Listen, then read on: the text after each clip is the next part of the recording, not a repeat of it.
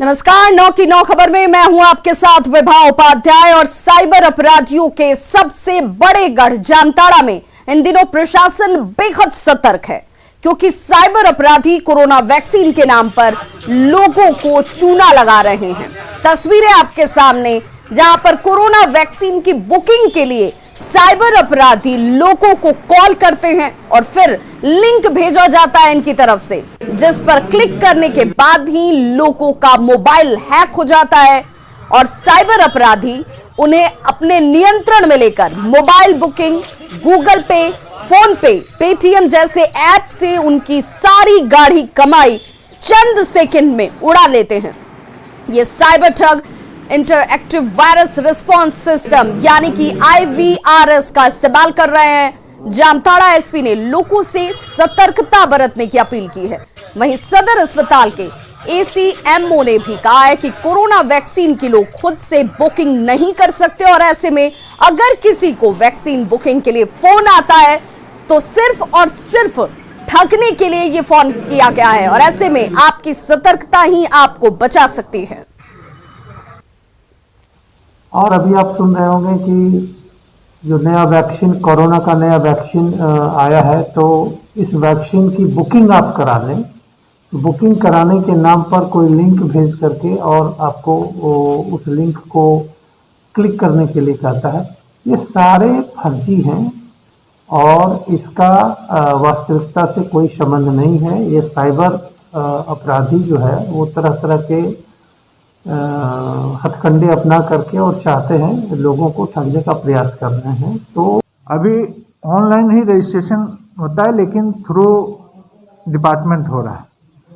आप अपने से नहीं कर सकते हैं। जो उसका पोर्टल दिया हुआ है उस पोर्टल पर जिस का अभी सभी आदमी का नहीं रजिस्ट्रेशन हो रहा है, फेज वाइज रजिस्ट्रेशन होगा। पहले हेल्थ वर्कर का हुआ है, उसके बाद और जो ज़्यादा रिस्क में है उनका रजिस्ट्रेशन होगा, उसके बाद जनरल लोगों का रजिस्ट्रेशन। कभी जो है कोरोना वैक्सीन के नाम पर, कभी कौन बनेगा करोड़पति के नाम पर, कभी जो है विभिन्न दवा कंपनियों के नाम पर ये लोग जो है अपना मैसेज भेजते हैं और मैसेज में जहां आप जो है लिंक को जो है शेयर किए, चाहे लिंक को जहां देखे, तो सबका ऐसा IT से वो लोग बनाया हुआ रहता है कि उसमें सारा आपका डॉक्यूमेंट जाएगा, चला जाएगा। खास करके अगर आप ऑनलाइन, अगर आप बैंकिंग सेवा से अगर जुड़े हुए हैं तो उसे लोगों को बहुत ज़्यादा सतर्क रहना। साइबर अपराध पर लगाम लगाने के लिए एक और जहां पुलिस हर रोज़ प्रयास कर रही है, हर रोज़ नए तरीके अपनाकर उस पर अंकुश लगाने का प्रयास कर रही है, वहीं दूसरी तरफ साइबर अपराधी हर रोज़ एक नया तकनीक लेकर के सामने पुलिस की चुनौतियां बढ़ा रहे हैं। इन दिनों अब कोरोना वैक्सीन के नाम पर बड़ी कंपनियों का साइबर अपराधी विभिन्न तरीकों से लिंक भेज रहे हैं और उस लिंक पर क्लिक करते ही उनका सारी जानकारी साइबर अपराधियों के पास होता है और फिर उन्हें कंगाल कर दे रहा है। इसके लिए लगातार पुलिस पदाधिकारी लोगों को नहीं समझ पाने वाला लिंक से बचने का सुझाव दे रहे हैं। वहीं जामताड़ा साइबर पुलिस अब भी इन नई चुनौतियों से लड़ने के लिए मुस्तैद खड़ी है। जामताड़ा से न्यूज़ 18 के लिए RP सिंह। तो न्यूज़ 18 भी आपसे अपील करता है कि इस तरह के किसी भी फोन कॉल को अटेंड ना करें, किसी भी अनजान लिंक पर क्लिक ना करें। कोरोना वैक्सीन को लेकर खास तौर पर ये आपको जानना और समझना होगा कि इस वैक्सीन को लेकर चरण तय किए गए हैं और पहले चरण के तौर पर जो कोरोना वॉरियर्स हैं, फ्रंटलाइन वॉरियर्स हैं, उन्हें ये वैक्सीन दिया जा रहा है। किसी अन्य माध्यम से आपको ये वैक्सीन नहीं लग सकती है, नहीं मिल सकती है और इसीलिए इस तरह के किसी भी फोन कॉल को आप अटेंड ना करें। बिहार सरकार के पूर्व मंत्री और JDU नेता जय कुमार सिंह के नाम से पैसे मांगने का फर्जीवाड़ा सामने आया है। पूर्व मंत्री जय कुमार सिंह के नाम पर फेसबुक पर फेक अकाउंट बनाया जाता है, उनके करीबियों से पैसे की डिमांड की जा रही है। मामला जब सामने आया है उसके बाद पूर्व मंत्री ने लोगों से खुद अपील की कि वो उनके नाम से पैसे मांगने वालों को पैसे ना दें। साथ ही पूर्व मंत्री ने पुलिस और प्रशासन से ऐसे साइबर क्रिमिनल्स पर रोक लगाने की भी मांग की। इन दिनों सोशल मीडिया पर फर्जीवाड़े का खेल बड़े ढंग से चल रहा है और लगातार देखा जा रहा है कि कई बड़े लोग हैं, छोटे लोग हैं, सारे को जो फेसबुक अकाउंट है या अन्य सोशल मीडिया अकाउंट है उस पर फेक आईडी बना करके उनके संपर्क वाले लोगों से पैसा उगाही किया जा रहा है। आज उसके अभियुक्त बने हैं पूर्व जो मंत्री हैं जय कुमार सिंह, वो भी आज देखा जा रहा है कि आप पैसे मांग रहे हैं, आपको भी पैसे की ज़रूरत पड़ गई। नहीं देखिए, ये तो बड़ी अजीब सी बात है। आज कई साथियों ने हम लोगों का फ़ोन किए कि आपका एक मैसेज आया है पर कोई 15,000 कोई 10,000, तो हम तो बहुत ही इसमें शौक लगा कि भाई ये क्या हुआ है। और हम लोगों ने जब पता किया तो बोला कि नहीं, एक फेक अकाउंट खोल करके कई साथियों से मंगाया जा रहा है, जिसका देखिए स्क्रीनशॉट भी हम लिए हैं और स्क्रीनशॉट भी मंगाए हैं और उसमें 15,000 रुपया मांगा गया है, मैं कल लौटा दूंगा, इस प्रकार का। ये तो बड़ी क्राइम है। ये देखिए, ये जय कुमार सिंह की वही तस्वीर लगी है अकाउंट में जो इनका अपना पर्सनल अकाउंट पे है और यहाँ पे देखिए, यहाँ पे उनके अपने लोगों से 15,000 रुपये ट्रांसफ़र कर दें और ये वहाँ तक कि इसमें फ़ोन नंबर और जो अकाउंट है वो भी दिया जा रहा है। तो ये एक गंभीर समस्या इन दिनों आन पड़ी है। नहीं देखिए, हम तो इस पर साइबर क्राइम में जाएंगे और इसका FIR भी लॉन्च कराएंगे और हम पूरी ये चाहेंगे कि यहाँ के प्रशासन से और साइबर जो देखते हैं हमारे यहाँ सचिवालय में साइबर सेल जो देख रहे हैं, इनको अभी बहुत एक्टिव हो जानी चाहिए। ये कोई छोटी मोटी बात नहीं है भाई, किसी का मोबाइल से पैसा हैक कर लेना, किसी का मैं आईडी बना करके फेक आईडी बना करके पैसा मांगना, ये एक बड़ी क्राइम है। प्रशासन से उन्होंने गुहार लगाई है कि ऐसे जो जिस ढंग से लगातार पैसे उगाही किए जा रहे हैं इस पर रोक लगे, क्योंकि इससे सिर्फ जय कुमार सिंह ही नहीं बल्कि कई लोग प्रभावित हो रहे हैं। कैमरा पर्सन अजय दुबे के साथ रवि नारायण, न्यूज़ 18 पटना। तो देखिए, अपराधी नहीं, प्यार के नाम पर धोखा देने वाले भी सोशल मीडिया के सहारे भोली भाली लड़कियों की जिंदगी बर्बाद कर रहे हैं। खगड़िया में दक्षिण बिहार ग्रामीण बैंक के सनहौली शाखा के मैनेजर पर एक लड़की ने यौन शोषण का आरोप लगाया है। इसे लेकर उसने चित्रगुप्त नगर थाने में प्राथमिकी दर्ज भी करवाई है। युवती का यह आरोप है कि 3 साल पहले फेसबुक के जरिए बैंक मैनेजर के साथ उसकी दोस्ती हुई, दोस्ती प्यार में तब्दील हो गई, लेकिन इसके बाद शादी का झांसा देकर 3 साल तक यौन शोषण किया जाता है, जो आरोप इस लड़की की तरफ से लगाए जा रहे हैं। और अब इसे लेकर बैंक मैनेजर पर यौन शोषण का आरोप चित्रगुप्त नगर थाने में दर्ज कराया गया है। 25 तारीख को सर वादिनी के द्वारा जो काम दर्ज कराया गया है उसमें कहा गया है कि करीब 3 वर्षों से उनके साथ शारीरिक दुष्कर्म किया गया है और शादी की बात कह करके उनके साथ यौन शोषण किया गया है, जिस बात को लेकर के काम दर्ज कर लिया गया है। अनुसंधान किया जाएगा, जो सही बात होगी सामने आएगी।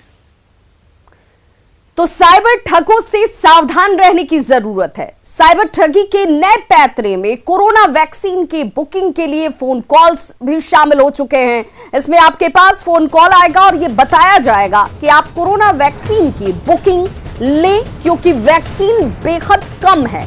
कोरोना के खौफ के आगे आप जब हामी भर देते हैं तो एक लिंक मोबाइल पर शेयर किया जाएगा और जैसे ही आप इस लिंक को खोलेंगे अपना मोबाइल उस साइबर ठग के नियंत्रण में चला जाता है। सोशल मीडिया पर फेक अकाउंट का पैतरा तो पुराना है, लेकिन बिहार में पूर्व मंत्री जय कुमार सिंह का फेक अकाउंट बनाकर साइबर ठग उनके फ्रेंड्स को मैसेज भेज रहे हैं, जिसकी तस्वीरें हमने आपको दिखाई। मैसेज में जय कुमार सिंह को लाचार बताया जाता है और पैसे की मांग की जाती है। वहीं पटना में एक स्कूल के प्रिंसिपल का मोबाइल हैक कर लाखों रुपए उड़ा लिए गए। प्रिंसिपल के मोबाइल फोन पर चेक की एक तस्वीर दी जाए, जिसका साइबर ठगों ने क्लोन बनाया और फिर करीब 10 लाख रुपए बैंक से उड़ा लिए। ओरिजिनल चेक प्रिंसिपल के पास ही मौजूद है, लेकिन स्कूल का अकाउंट से पैसे गायब हो चुके हैं। तो बर्बादी का मायाजाल देखिए, कैसे आपकी गाढ़ी कमाई पर हाथ साफ कर रहे हैं ये साइबर क्रिमिनल्स। वैक्सीन की बुकिंग के नाम पर कॉल्स आता है, आप जैसे ही उस लिंक को क्लिक करते हैं आपकी पूरी डिटेल्स, यूं कहिए दूसरे शब्दों में और आसान शब्दों में, कि आपके मोबाइल को पूरी तरह से अब साइबर ठग जो है वो कंट्रोल करते हैं और आपकी गाढ़ी कमाई चंद सेकंड में गायब हो जाती है। साइबर अपराधी विज्ञान का सहारा ले रहे हैं और हमारी और आपकी गाढ़ी कमाई पर हाथ साफ कर रहे हैं। इस वक्त भी कोई बड़ा साइबर ठग अपने शिकार की तलाश में होगा और मौका मिलते ही वो खाली कर देगा बैंक अकाउंट। नई नई तरकीब के आगे भोले भाले लोग बेबस हो जाते हैं।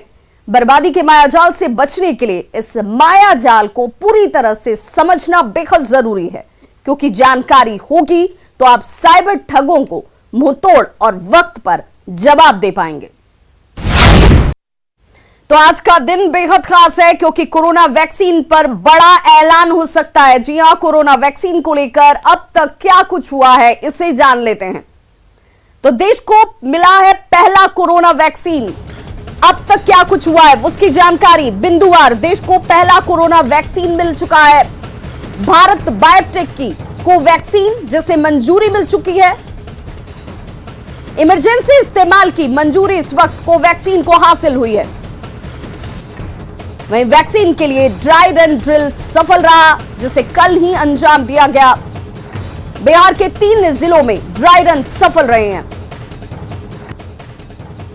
झारखंड के 6 जिलों का चयन किया गया था ड्राई रन ड्रिल के लिए, जो सफल रहा। आज वैक्सीन पर बड़े ऐलान का इंतजार किया जा रहा है।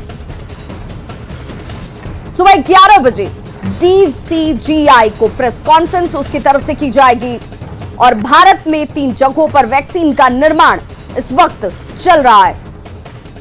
वैक्सीन के आने से कोरोना पूरी तरह से खत्म होगा, लेकिन जब तक वैक्सीन नहीं आ जाती और वैक्सीन आपको नहीं लग जाती है, सिर्फ और सिर्फ सतर्कता ही आपके लिए सबसे कारगर तरीका है और इसीलिए सावधानी अभी भी जरूरी है। पूर्णिया में कोविड वैक्सीनेशन का रीजनल सेंटर बनाया गया है। यहां से पूर्णिया और कोशी प्रमंडल के 7 जिलों में वैक्सीन सप्लाई की जाएगी। देखिए, वो तस्वीरें हम आप तक पहुंचा रहे हैं। यहां पर उन वैक्सीन को रखा जाएगा और यहां से वो तमाम रीजनल सेंटर्स तक वैक्सीन पहुंचेंगे। पूर्णिया में वैक्सीन के लिए आधुनिक स्टोरेज बनाया गया है, जहां 2 से लेकर 8 डिग्री तापमान तक वैक्सीन को सुरक्षित रखा जाएगा। स्टोरेज रूम का जायजा लिया हमारे सहयोगी कुमार प्रवीण ने। 19 के वैक्सीन का स्टोरेज किया गया है और यहीं से पूर्णिया और कोसी प्रमंडल के 7 जिलों में वैक्सीन सप्लाई होना है। आप मेरे पीछे देख सकते हैं कि यही वो जगह है जहां पे कि कोविड-19 वैक्सीन का स्टोरेज होगा और इसको लेके यहाँ पे फ्रीजर भी बनाया गया है। बहुत तरह की व्यवस्थाएं हैं। हमारे साथ यहाँ के मैनेजर हैं, आइए हम इनसे बात करते हैं। सोमेश कुमार सिंह हैं, इनसे बात करते हैं कि क्या क्या व्यवस्था है यहाँ पे। जी बताएंगे सोमेश जी, क्या व्यवस्था है यहाँ पर वैक्सीन जो आएगी कोविड-19 की? जी, यहाँ पूर्णिया जिला जो है हमारा एक रीजनल वैक्सीन स्टोर है, जिसमें हमारे पास में ये WIC है ना, ये WIC है, उधर में WIF है। WIF में हम लोग -25 तक जाते हैं और इसमें जो है हमारे +2 डिग्री से +8 डिग्री के बीच हमारा टेम्परेचर रहता है। ओवरऑल जो भी वैक्सीन हमारा है, RI का वैक्सीन, सारा स्टोर इसमें होता है रीजनल लेवल पर। और यहाँ से अभी 4 जिला को जा रहा है वैक्सीन, जो अररिया, पूर्णिया को भी, कटिहार, किशनगंज, ये 4 जिला वैक्सीन हम लोग रीजनल वैक्सीन स्टोर से भेजते हैं। तो यहाँ पे वैक्सीन का रीजनल सेंटर बनाया गया है और इसको लेके बहुत सारी मशीनें, जो नई नई मशीनें हैं, जो नए नए तकनीक है, उसको यहाँ पे लगाया गया है और जो 4 जिलों का यहाँ से वैक्सीन, कोविड-19 का वैक्सीन यहाँ से सप्लाई होना है, इसको लेकर मुकम्मल तैयारी की जा रही है। कुमार प्रवीण, न्यूज़ 18 पूर्णिया। और फिलहाल यहाँ रुक रहे एक छोटे से अंतराल के लिए, फौरन होंगे वापस, बने रहिए हमारे साथ। ब्रेक के बाद एक बार फिर से आप सभी का बहुत स्वागत है। बिहार में शराबबंदी के बाद सूखे नशे का कारोबार अब बढ़ चुका है। मुजफ्फरपुर में और चाय की पान की दुकानों पर धड़ल्ले से स्मैक की बिक्री की जा रही है और इस बात का खुलासा स्मैक पीने वाले की युवक ने तब किया जब मोबाइल चोरी करने के बाद वो पकड़ा जाता है। मोहम्मद शेखू पर यह आरोप है कि उसने स्मैक खरीदने के लिए अपनी पहचान के ही युवक का मोबाइल चुरा लिया। जोगिया मठ मोहल्ले के रहने वाले मोहम्मद शेखू की पोल तब खुली जब स्थानीय लोगों ने मोबाइल चोरी करते शेखू को पकड़ लिया। मोहम्मद शेखू ने लोगों की सख्ती के बाद मोबाइल तो दे दिया, अपने किए के लिए उसने माफी भी मांगी। हालांकि शेखू ने जो खुलासा किया वो बेहद सनसनीखेज है। शेखू ने मीडिया को उस चाय वाले का नाम भी बताया जो मुजफ्फरपुर के चतुर्भुज स्थान पर स्मैक बेचता है। हालांकि हमारी टीम ने जब शेखू को ड्रग सेवन का खतरा बताया तो शेखू ने कान पकड़कर माफी मांगी और ये वादा किया कि वो आगे से कभी भी स्मैक नहीं पिएगा।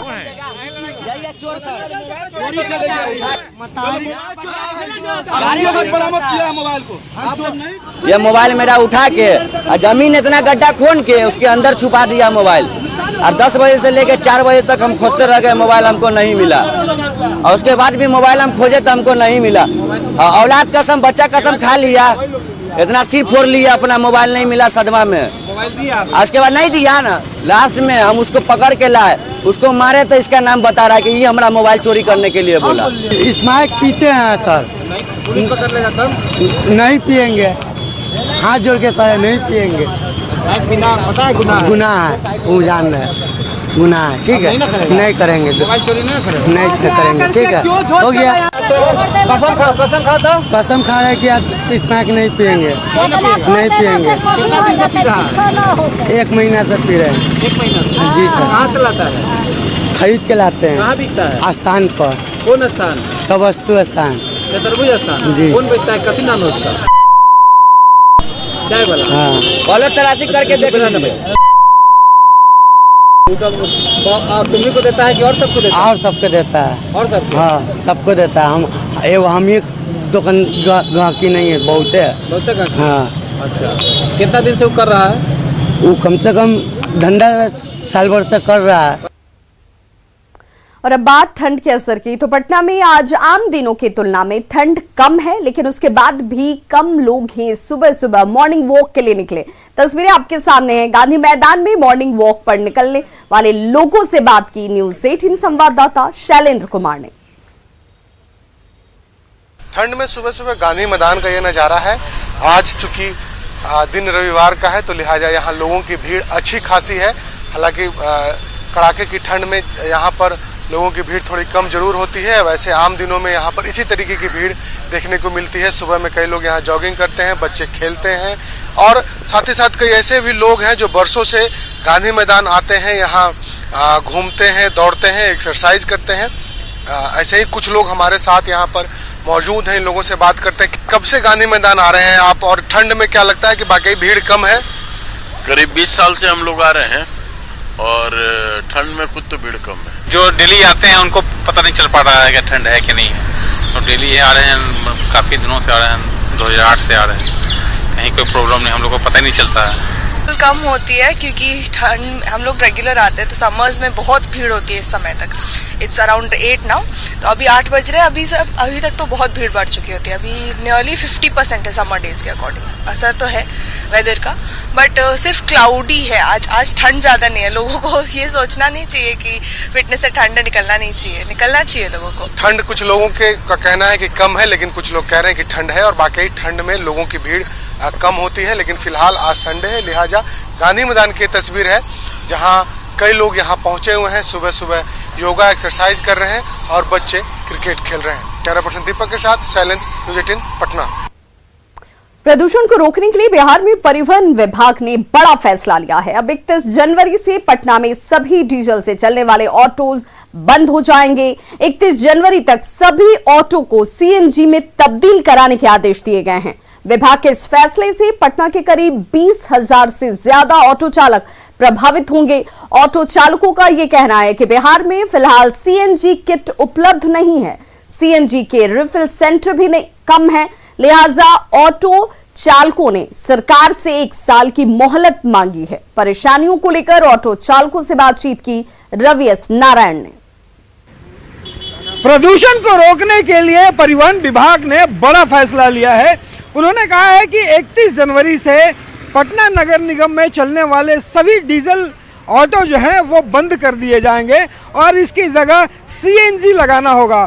परिवहन विभाग का यह फैसला ऑटो चालकों पर भारी पड़ रहा है। ऑटो चालकों का कहना है कि कोरोना जैसी परिस्थितियों के बाद अचानक ये जो फैसला है वो बड़ा मुश्किल भरा है, और जो ऑटो चालक हैं अपने अपने ऑटो खड़ा करके लगातार मीटिंग कर रहे हैं और लगातार आंदोलन भी कर रहे हैं। उनका कहना है कि जिस ढंग से परिस्थितियां रही हैं और सीएनजी को लेकर के जो मुश्किलें हैं उसको लेकर के ये फैसला उनके लिए 31 जनवरी से पालन करना मुश्किल हो रहा है। जो ऑटो चालक हैं उनसे जानते हैं जो नया फैसला आया है कि 31 जनवरी से ऑटो डीजल बंद हो जाएंगी। जी, हम लोग को बहुत तकलीफ है, इससे बहुत दिक्कत है। रूम रेंट गिरा हुआ, हम लोग कहाँ सीएनजी गाड़ी इतना पैसा ला के लाएंगे लेंगे।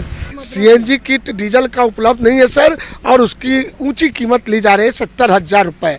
और आप बताएं कि आखिर उनकी गाड़ी कैसे बदली जाएगी।